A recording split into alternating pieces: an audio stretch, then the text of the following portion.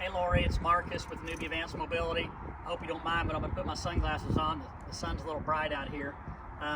So what I did was I pulled up a Toyota, the Honda you originally called about, and then the black Dodge that we've been talking about. And I set a bottle of water by each one of them for reference and a soccer ball. So you can see here, just for your reference at home, that bottle of water is roughly 8.5 inches tall. So the Toyota here at the back area has about 6.5 inches to the ground effect. And then of course here in the back, you can see you're about at 13.5 inches to the bottom of the fender. We go over here to the Honda. Of course this has this trim piece, but that could be low for you living where you live, is about 10 inches tall. There's your soccer ball for reference. Here we're pretty darn low here. We're about at 5.5 inches tall.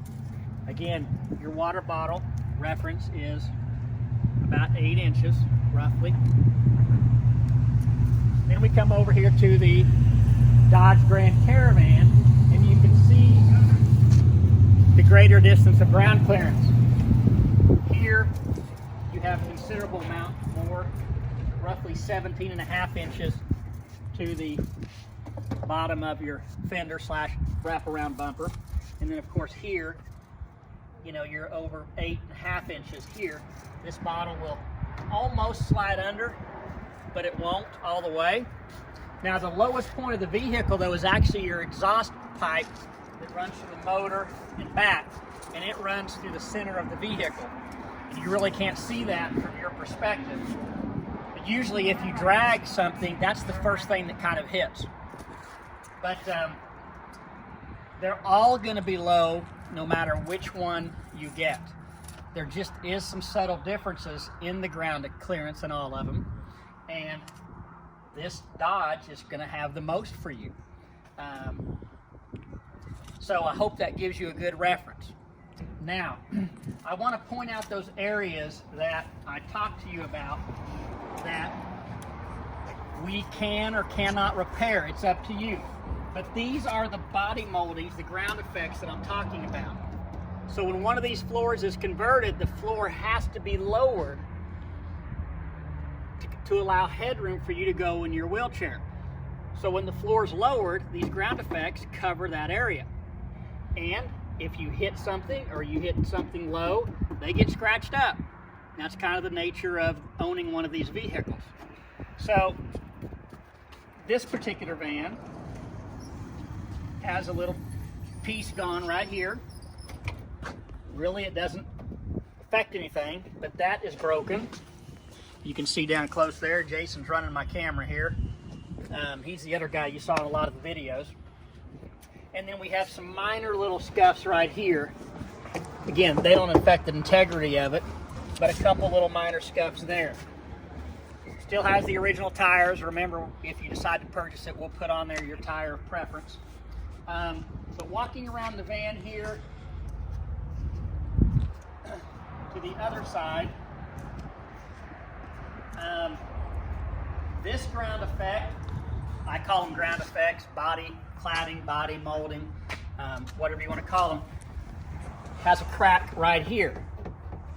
Now that doesn't, right here, you can see that, that doesn't weaken the vehicle at all, as I can stand on that.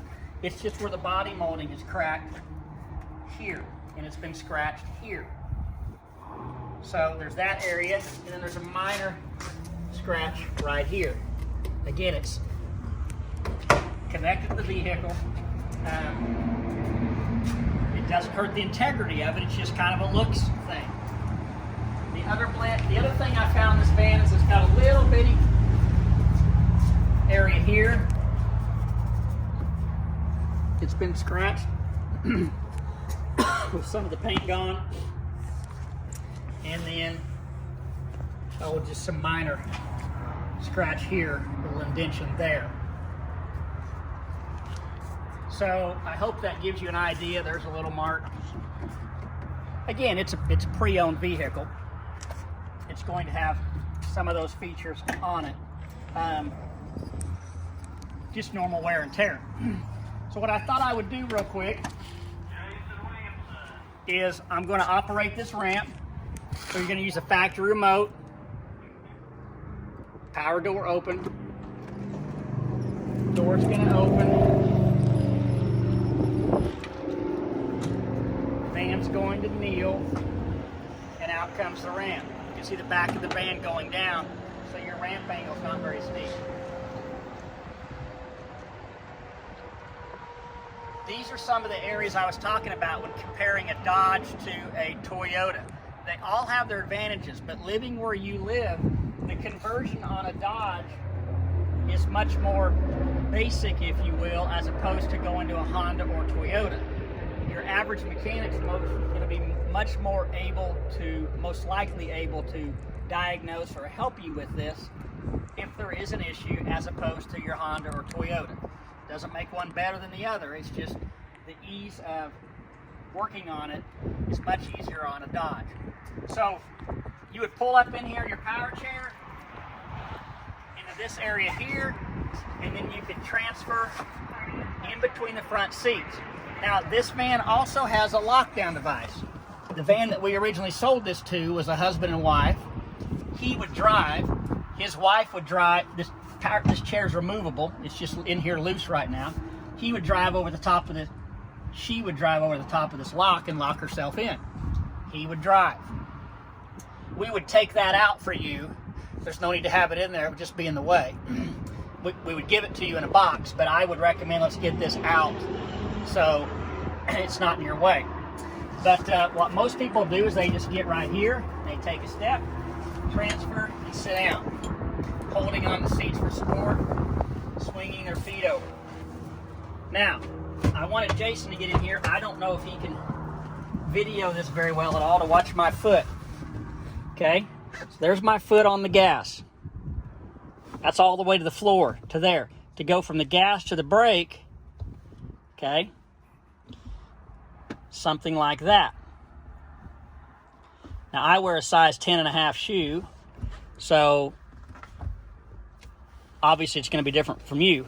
But let me take a measurement here of that distance. I would say it's probably about a